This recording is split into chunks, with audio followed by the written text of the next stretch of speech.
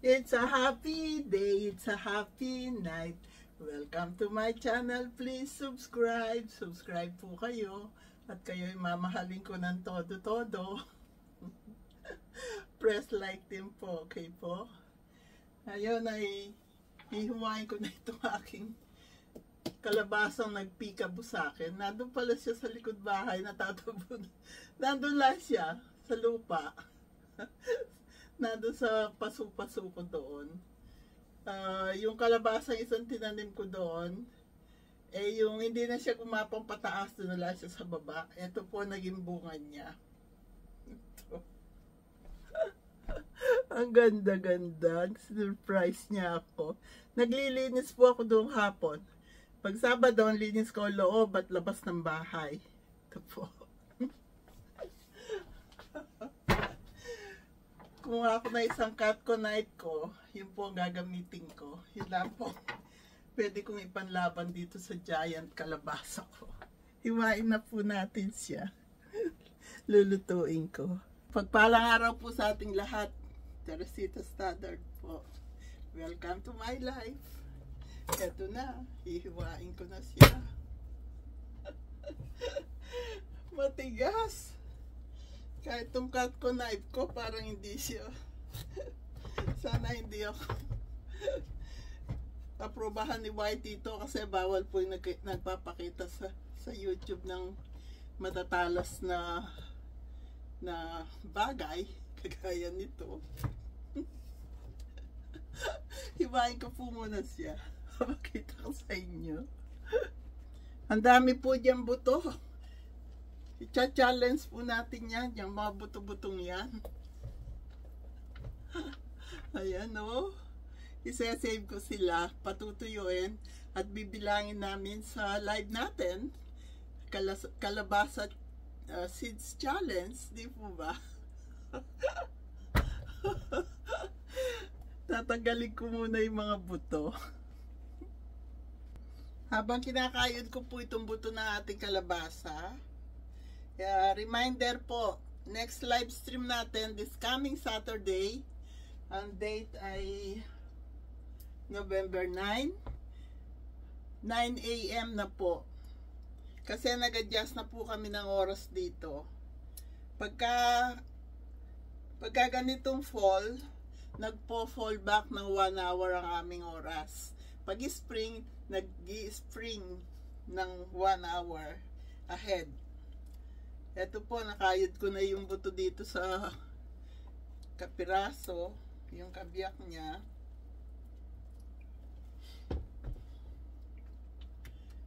At yan po ay ilalagay ko sila dito. Ayan po, kakayurin ko pa yung isa. Teka, may nalaglag na isa. Pinulot ko po.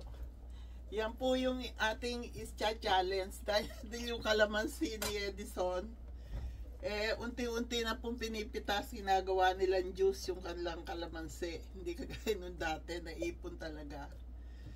At saka noon po, 2 yung kalamansi niya. Kaya sabi niya sa akin, "Mi, hindi pwedeng ipakalamansi challenge itong kalamansi ngayon kasi pinipitas na yung at saka yung mga nagpupunta sa kanila, nandun lang sa daanan namimitas na sila." Kaya ito po ang aking kalabasa na lumitaw bigla. Hindi ko po ito alam, natatakpan siya ng mga dahon. Di kung hindi, napakita ko na siya sa inyo. Nagulat lang kahapon, naglilinis ako, tinatanggal ko na yung mga dahon-dahon dahil fall na nga po dito, marami ng dahon doon. Pag hipo ko doon sa dahon, may matigas. Natatakpan po siya doon. Ito. Ang laki niya. Naku, nagtatatalon ako. Wala naman po kahit may makakita sa akin. Mga kapitbahay nila namin, sanay na po sila sa akin. Minsan lang sasabihin nila, "You must be happy." Yes, always happy. Because I always have a happy day. Ganun din po ang gawin natin. At saka sana ipagkaloob ni God yung bago kong plano. Kinausap ko na po si Ron, payag siya. Pero hindi, inuunti-unti ko siya na itong bahay namin, pagbibili ko rin. Ang sinabi ko pa lang, pagbibili ko yung bahay sa Pilipinas. Kahapon ayaw niya, pero kanina papunta kami sa market dahil magpapaprito nga ako ng isda.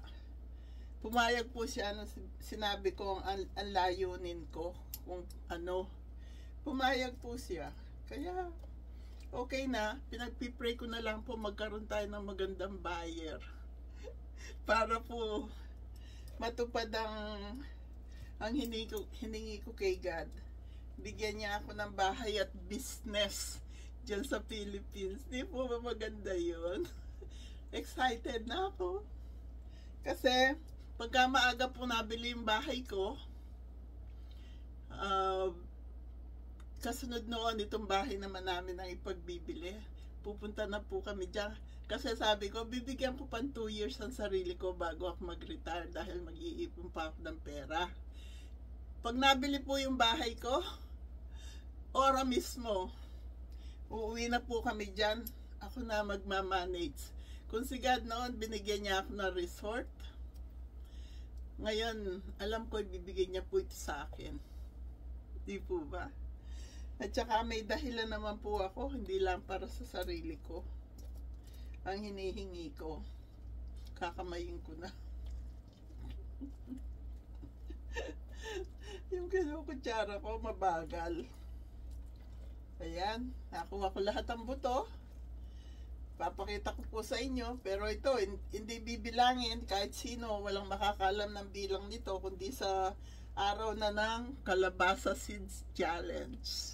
Okay po. Masaya po ako dun sa plano kong yun. Siyempre, hindi ko po maiisip yun, kundi pinaisip sa akin ni God. Na biruin yun, dami na nagastos ko sa bahay na yun. Tapos ngayon, pagbibili ko, ang titira po doon masisyahan, wala na siyang gagawin, walang i-repair, damit at toothbrush lang ang dadalhin. Hugas muna ako ng kamay. Natutuwa lang po ako, excited ako. Heto na po ang buto. At ako'y para makapag-umpisa ng magluto. Ito po lahat ang buto. Teka, paano ko ba? Itong sangkalan, sasabay ko na. Ito. Ito po lahat ang buto na ating Kalabasa Seed Challenge sa December po. Ganun ulit. Kagaya nung Calamansi Challenge. Okay po. Excited na ako. Ilang kaya ang buto ng kalabasa ko ito? Kalabasa ko siya. Ako nagtanim. Tuwa-tuwa po talaga ako nung nakita ko. Nagtatalon ako para ako nanalo sa lottery. Para nyo nang nakita. Ganun po ako. Masayahin ako. Ayan po Yan po ang ating challenge. Kalabasa challenge. Ito po yung mga apron ko. Gawa po dyan sa San Pablo. Marami po silang ginawa sa akin, pati mga sas. Itong apron ko ito, meron akong black, red, ano pa ba, white. Paborito ko ito, red. May bulsa. Saan yung bulsa? Uy, may papel para pera. Ay, hindi. Ay, isa lang pala bulsa, yung puso ang bulsa. Alam niyo po ba yung resort namin nung araw? Diyan sa Laguna. Lahat po ng tab nun, heart shape na pula. May mga nag-honeymoon doon, may nagpa-party pagkasal, may nagbe-birthday, nagdidibu. Ang kauna-unahan nagdibu doon, si Ampi, yung apo ko. Kasama ko pa noon yung BFF kong si Miss Jessie King. Nag-enjoy po siya. Nandun kami sa resort. Press ko po. Ang pangalan ng resort ay Rontes Garden Resort. Pero ngayon, ang ipapangalan ko doon sa restaurant ko, Lola Tess Buffet. All you can eat lechon, lahat. Yun lang po mauubos nyo, hindi pwedeng mag-take home. Pero, ini-imagine ko na ako na mangyayari. Doon ako mag-vlog. Doon tayo magla-live. Sila Edison sa mga panahon na yon dahil gusto rin nilang pagbili yung bahay nila sa Tansa. Sabi ko, huwag na kayo magtrabaho ni Mercy. Pinagbilan ng bahay nyo, i-business nyo, ibili nyo ng lote, kung gusto mong mag-farm, mag-alaga ng, ganun ang gusto ni Edison. Pero ako, bahay at restaurant, meron akong koi pond, pwedeng kumain dun sa paligid ng yung mga tao. At meron din akong tilapia, para fresh tilapia po, pag gustong iihaw. Na-imagine ko na po yan. At lechon, araw-araw, walang limit. Yung kaya nyong ubusin, mag-iingat lang po, cholesterol at high blood. Pero yan po ang plano ko. Sana po, pagkaloob ni God, marami po akong matutulungan.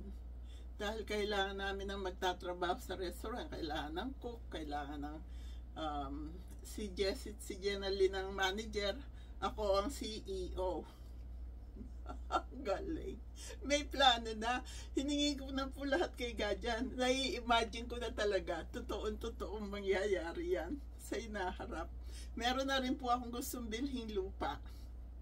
Nakita ko po yun, umuwi ako dyan. Pero pag uwi namin ni Mercy Dita at ni Edison sa April, kasi dyan nagbe-birthday si Mercy Dita, pupuntahan po namin yung loteng kung gusto kong bilhin. Maglalagay ako ng taniman ng gulay sa likod para yung iba pwedeng i-serve sa buffet. Yung iba po kakainin namin, gusto rin namin maging healthy. Meron po kaming healthy food, may selection, may choice kayo kung gusto niyo na pampahaba ng buhay o pampaiksi. Pero yun naman po lechon na yun, kung once lang po kayo kakain, unlimited po yun, malutong ang balat. Kaya tatapusin ko lang po yung ginagawa ko dito. Ito pong kalabasa, lulutuin ko siya kasama nitong aking mga talong na pinitas. Talong ko po yan, pinitas ko na. At gigisa ko lang po siya sa giniling. Alam nyo na yun kung paano. Papakita ko mamaya kung ano yung niluto ko. Gusto ko rin magluto ng okoy kasi binigyan ako nitong shredded na cabbage at saka carrots. At kung may panahon po ako, yung kale gagataan ko din yon. Alam nyo pong lutuin niya. Napakasimple lang. Kaya happy day, happy night, happy life, happy, peaceful, healthy, and blessed world to all. I love you all. Masayang-masaya po ako dahil kapiling ko kayo. Nandiyan kayo sa tabi ko. Teresita Stoddard, YouTube. Please subscribe. Don't forget to press like. Lumalabas na yung yung like sa aking mga video. Nagreklamo ako. Salamat kay Paul, ni-remind niya ako. Kaya okay po ang lahat sa buhay natin. Maging masaya lang po tayo. Tumawag tayo kay God, magpasalamat tayo sa Kanya. Ibibigay po niya ang nararapat na para sa atin. At reminder po ulit, ang ating next live stream ay 9 AM Philippines time. Okay po, kasi nag-adjust na po ang oras dito. Kayo po ay advance ng 1 hour dyan. Kami po ay nag-fall back ng 1 hour. Kaya ngayon po ay 12:56 dito. Dyan ay, sabihin natin 1 o'clock dito, ay dyan ay 2 o'clock. Okay po, advance kayo ng isang oras. Ng 12 hours actually. Okay po, I love you all. God bless us all. Thank you. Thank you. You're so very kind to us. Thank you. I love you. God bless us all. Nandito kayo lahat sa puso ko. Kaya 9 AM po ang ating susunod na live stream.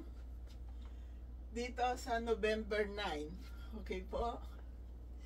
I love you all. God bless us all.